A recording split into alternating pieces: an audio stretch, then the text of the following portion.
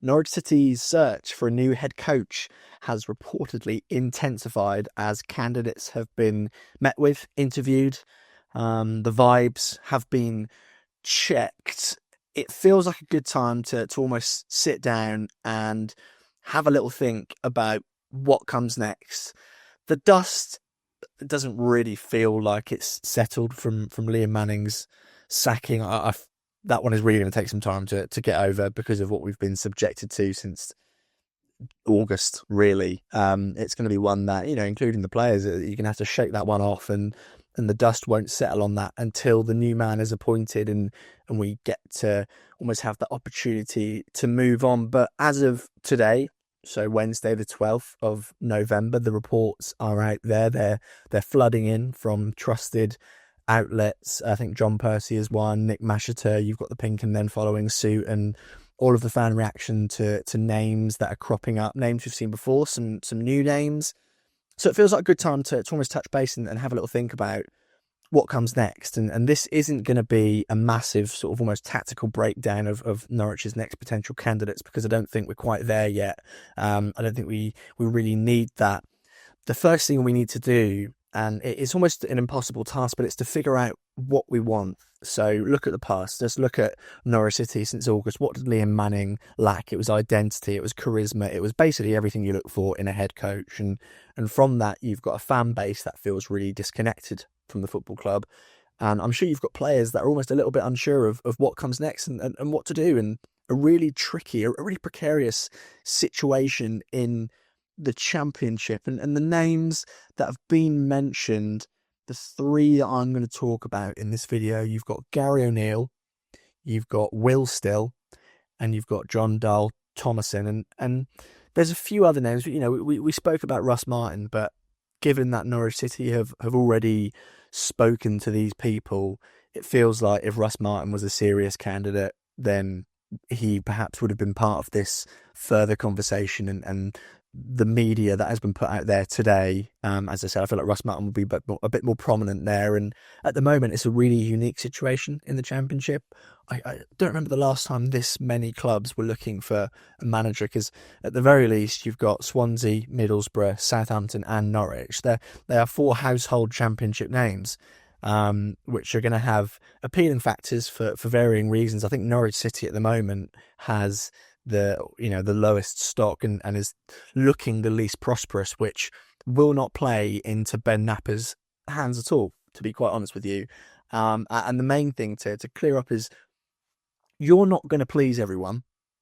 Even at the best of times, you're not going to please everyone. But right now, where no one really knows what to expect, no one really knows what they want, whoever you appoint, the eyes are so laser focused on Ben Knapper and his role. And as has been discussed, I watch as many of the podcasts and the videos from Norwich City fans as possible.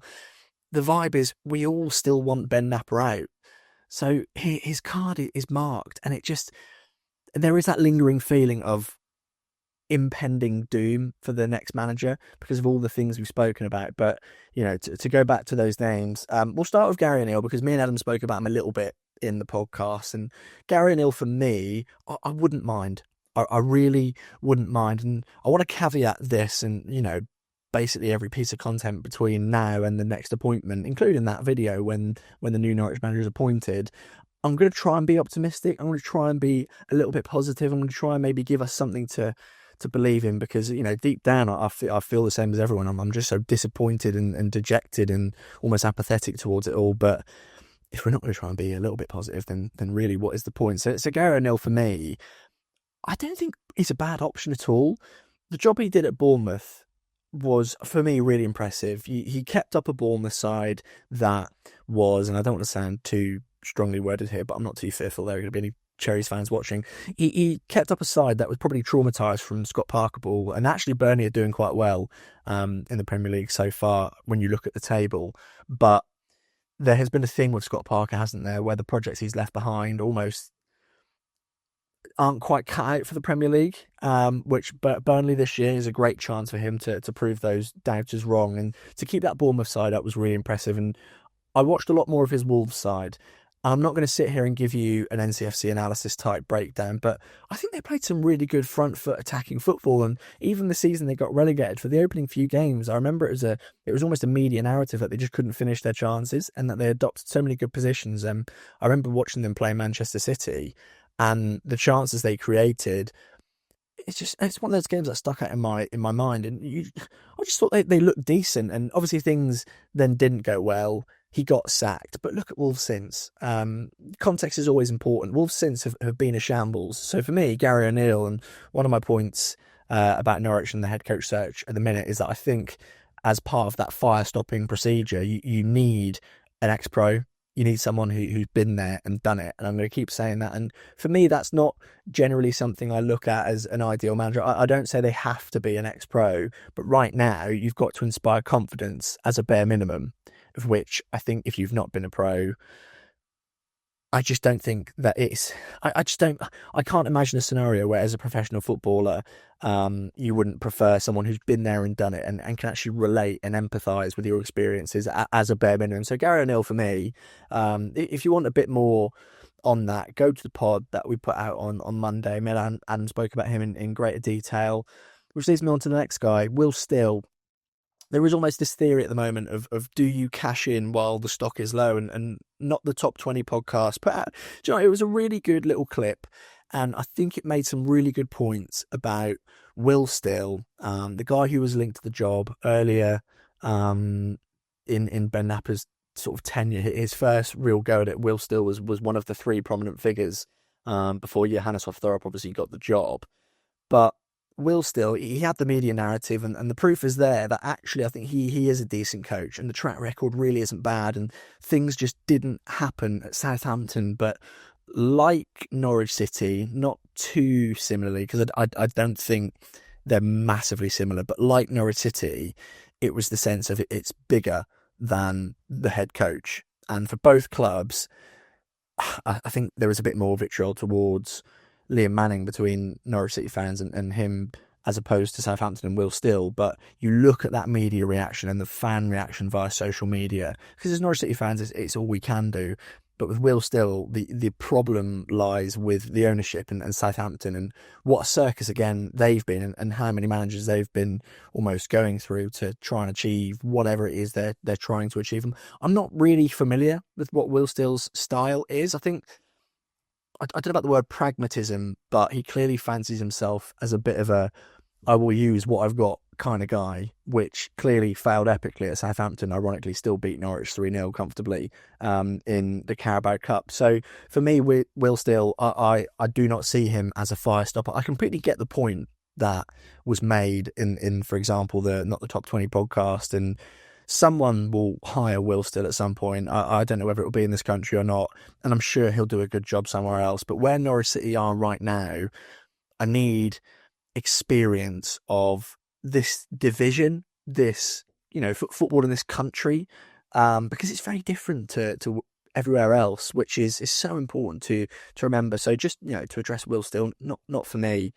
And then you've got the newer one of Jon Dahl Tomasson. I find this one, I don't know. I'm so wishy-washy about it. So what I'll do is I'll tell you a little bit about him. I've done my research today. I knew a little bit, but you never know as much as after you sit down and do a good bit of research and picking out the highlights. So the first thing, which is the point about him being an ex-pro, a very established footballer, played at a very high level, achieved some really cool things, won the Serie A with AC Milan, scored a lot of goals for every club he played for, but also loads of goals for Denmark. And it's almost interesting that Ben Knapper is potentially going back down that Danish route. Does it feel like an admission of guilt? Maybe not. Maybe it's just a coincidence. But you pick out his sort of honours from his career and his titles and what he's won, which is the double title win with Malmo, taking them in his second season to the knockouts of the Champions League.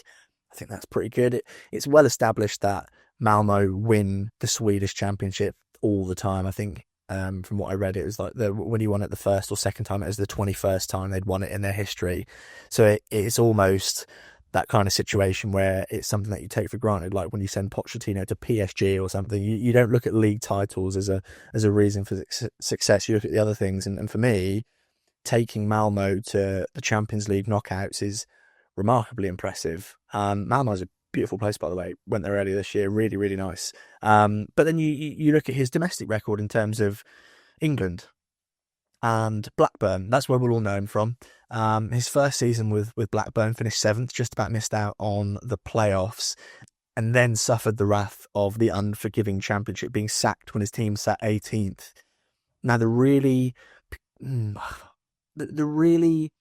eye-opening thing for me about this is the comments. When you go on Twitter, because that's where we have to go, you go on Twitter, and one of the things I like to do is, for example, if it's a manager who's out of work and has been sacked, you, like everyone else, you go and you look at the response at the time, you look at the other fans' responses to the reports now, and it's very different for me than it was to when Liam Manning was appointed. Liam Manning being appointed for Norwich, as we've all said, the alarm bells were ringing. Bristol City fans felt relieved almost to a degree, and I'm sure there were many that were grateful for what he brought to that club. But with Tomasson, it's almost people felt like he was underfunded. People felt like he wasn't backed, and I saw a lot of comments. I think I saw far more comments almost calling him unlucky and freed from Blackburn and the trouble that they have been in, sort of financially. And I don't know, the past couple of years they've had a bit of a strange one, haven't they? I think they've still got Ismail at the moment, and obviously they had John Eustace and he left for Derby, so they've had a bit of a turgid time and a bit of a bit up and down. And I guess Blackburn fans at the moment are probably just as bewildered as Norwich City fans with the direction of the club. But that one for me was really quite okay. Maybe this could be okay, because again, to compare it to our own experience of Liam Manning being sacked here, everyone was relieved. It was ding dong, Liam Manning's gone. It is what it was. So to see that, and to also have that history of, he's very different to Liam Manning. For example, Manning's pro career never really, didn't get going at all. Tomasson is someone who's going to come in and demand respect. And again, all we can do is almost watch the snippets, because we're not all going to sit there and watch all of Blackburn's games across his time. But you can look at the snippets, you can read the profile of coach. And the profile is that he's an attacking manager. So it'd be interesting if he was appointed as to what Ben Knapper would almost describe him as, because with Thorup it was, we're going to try and play high possession, dominant football. With Manning it was, we're going to try and do everything well, we're going to be harder to beat. It'd be interesting to see what the narrative from Ben Knapper, what the direction would be if he was to do media, if Tomasson was appointed. But the internet tells me attacking. But also it says he's very data-based. One of the first things I noticed was the emphasis on data-based, which is a phrase in football I am sick to death of. Data is great. Data does a job. But I just don't think it's all sing and all dance. And I don't quite buy it as a positive thing. I see it as a characteristic. I don't really see it as a positive trait. But it stuck out to me as something really noticeable. And the early sort of coaching career he had, one of the things was with the Danish national team. He was an assistant coach, was part of a 3.5 year unbeaten run. You have to be part of a good team to achieve something like that. But we've got to look at the other side of his national career and Sweden, and the talent at his disposal and the job done there. Perhaps it just wasn't the right fit. One of my arguments for Russ Martin, I'm sorry for all those who are watching, I know some people in the comments weren't particularly pleased with me saying that, but one of the things I said about Russ Martin and Rangers was it just wasn't the right fit, and you can almost see it from a mile off. Maybe that was the same situation with the Swedish national team, but you've got some serious attacking threat at the very least, which for an attacking manager you'd expect goals. One of the comments I saw was he basically made the Swedish attack look like non-professionals, which not great, is it? So the last two jobs to be sacked from, it goes two ways, doesn't it? Is either he's got a point to prove, or there'll be a chip on his shoulder, and perhaps there's almost a curse, or I don't know. You've got to look at all angles of it, but it's hard at the moment to be inspired as a Norwich City fan. And you look at social media, and it's not the representation of Carrow Road fully. It's not that at all. But you've got to. I don't know how you get people excited. There's not going to be one appointment that does that. But Ben Knapper's little snippet of I don't even know what you want to call it. His little him addressing Liam Manning's sacking. The main thing you take from it is his acknowledgement that you have to repair the relationship with the fan base. And he's spot on. He has to do that. We'd all rather it not be him doing it and it be someone else, but clearly it's going to be. Which, for the record, I don't think is something we should sit back and just accept, and I don't think Norwich City fans will. But it feels like this appointment it's crucial. It's one, it's got to keep Norwich in the division. Two, it's got to give us people who pay good money to go and watch Norwich home and away. It's got to give us something to smile about, something to get behind. But Ben Knapper, from a selfish point of view, mate, it's to save your career. Not just at Norwich City, but I think as a sporting director, because at the moment his stock, speaking of low stock, will be it'll be lower than what's something that's very low. I don't know. It's so hard to be inspired right now. To be honest with you, O'Neill, as we sit here right now, I don't mind. Tomasson, I'm leaning towards not minding. Will still, big no for me. Genuinely, my candidate was Russ, and I just don't think that one's happening. There's a couple of other names that have almost been, I think, borderline just put down. Mark Fotheringham was one we saw, which is just bizarre. Steve Bruce did the banter rounds, which there are no words, just haha, very funny. Beyond that, I don't know, as fans, I think we just need to pray I don't know, whatever decision is the right one, and it's something we can get behind, because it's a tumultuous time at Norwich City at the moment, and we're all praying for the best. But they're my thoughts. Your thoughts, I would be very keen to know. If there's any names that you haven't seen mentioned within the media, stick them in the comments. Me and Adam will discuss them on the pod. We are going to rope in the boy, Connor Southwell. It's about time that I leached off him and got him back on the pod. So I'll be putting our questions to him and how he feels. But yeah, any names that you've not heard, stick them in the comments. We will chat about them. Try and enjoy the international break as best you can. As Norwich City fans at the moment, I'd much rather it be an international break than sort of stumbling down a Carrow Road and watching an absolute car crash of a performance. But yeah, until next time, see you soon.